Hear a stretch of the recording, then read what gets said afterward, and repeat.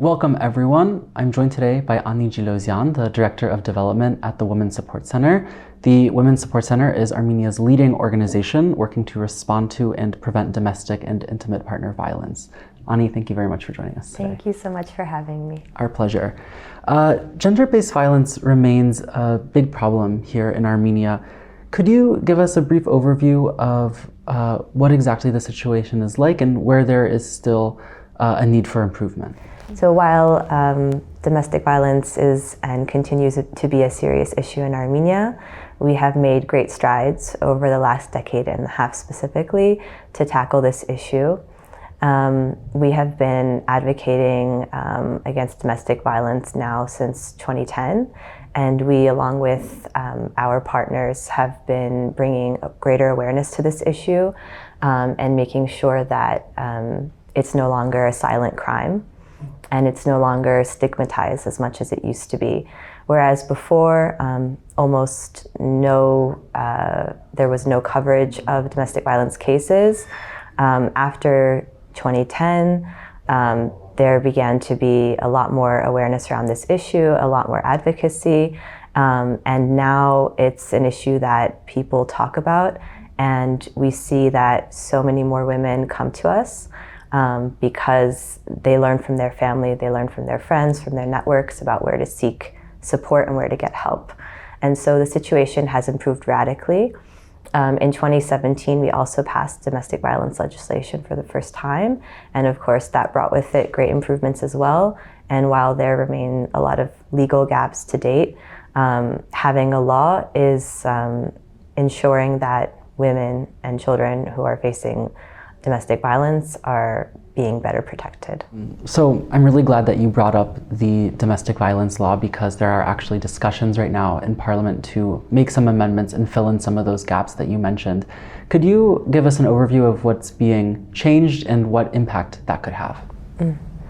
Thank you so much for that question, and it's really important because we're really at a turning point right now. And we've been working very closely with members of Parliament, with representatives of the Ministry of Labor and Social Affairs, and with our civil society partners to amend the legislation. A package of amendments has been introduced to Parliament, and we hope by January next year that certain changes will be made. Among those changes will be that stalking will be introduced in legislation, intimate partner violence will be seen, and all forms of violence. And there will be more serious penalties for partners and spouses and relatives who commit domestic violence in the home. Currently, a domestic violence case is seen as a single incident. And we know that with domestic violence, it's a cyclical pattern of abuse, and which takes place many times over several years. And so it's important to understand when we're looking at a criminal case, not to just see the one instance of violence, but to see it as a pattern of abuse taking place over time. And hopefully the new amendments that will be ratified in Parliament will make that more clear. And so from your work and from your experience, what kind of impact can we expect from those changes? What will filling in some of those gaps really achieve on the ground, so to say? The new amendments will create improvements in the lives of women and those who face domestic violence in a number of ways. For instance, just taking the issue of intimate partner violence, we know that there are many unregistered marriages in Armenia. And so if now they're not necessarily seen, they will be now seen under the new legislation as serious cases of domestic abuse. Great. And I'd like to turn now to the topic of the Istanbul Convention. For our viewers who may not be familiar, that is a human rights treaty put forward by the Council of Europe. Its full title is the Convention on Preventing and Combating Violence Against Women and Domestic Violence. It's taken on the name Istanbul Convention because it was first agreed to at a meeting in that city. But to be clear, the treaty has nothing to do with the Turkish government. Armenia signed the treaty in 2018, but still has not ratified it. Can you provide us some updates? What's happening now about the treaty? So unfortunately, no steps are currently being made to ratify the Istanbul Convention. We're kind of at a point now where negotiations have kind of been halted.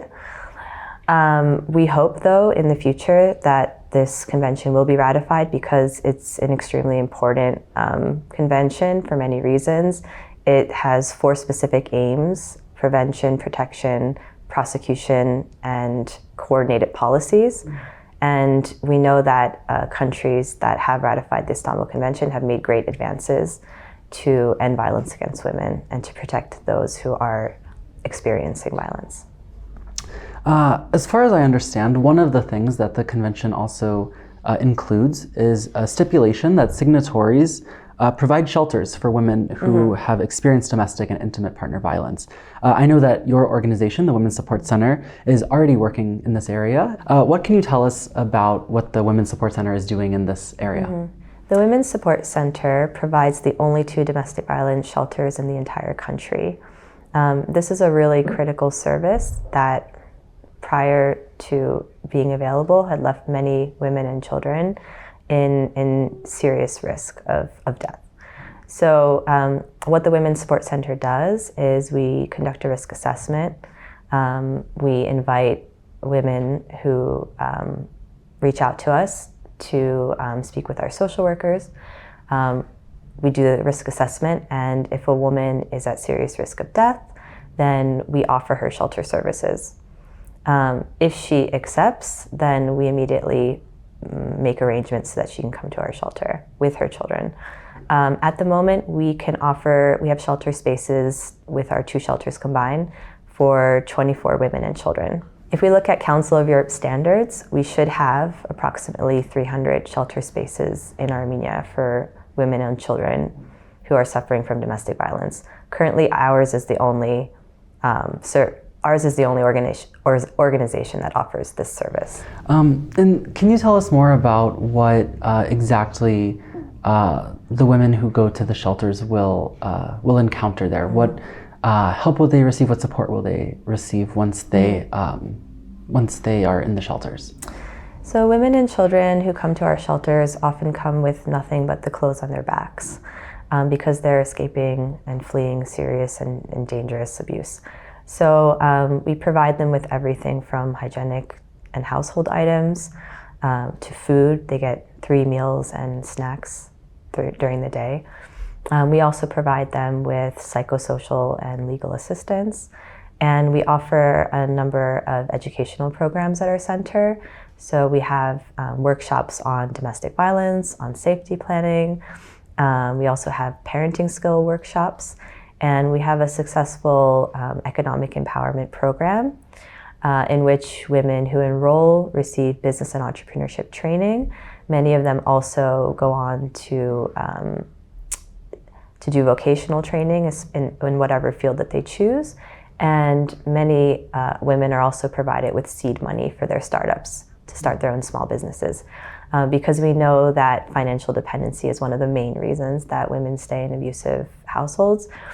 And so we try in many ways to ensure that women, upon leaving the shelter and upon leaving our center, have everything that they need to live independently and free of abuse.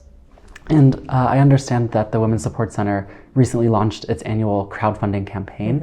What are your goals for that? What is the money going toward? So this will be our 7th annual crowdfunding campaign. We put the goal at $35,000 this year. And with $35,000, we can ensure that 50 families receive not only food and hygienic and household items, but also psychosocial and legal assistance for the entire year. We have this year, in 2022 to date, we have had around 850 women and children who've received services from us, 200 of which have come through our shelters. So this is really an essential service. And in the last 2 years alone, our high-risk cases have doubled in number. And so whereas 1 in 8 women needed shelter services, now we see that roughly 1 in 4 women need this service. Well, Ani, thank you again very much for taking the time to talk to us today. We appreciate it. Thank you so much, Mark. It's a pleasure. And thank you for joining us on CivilNet.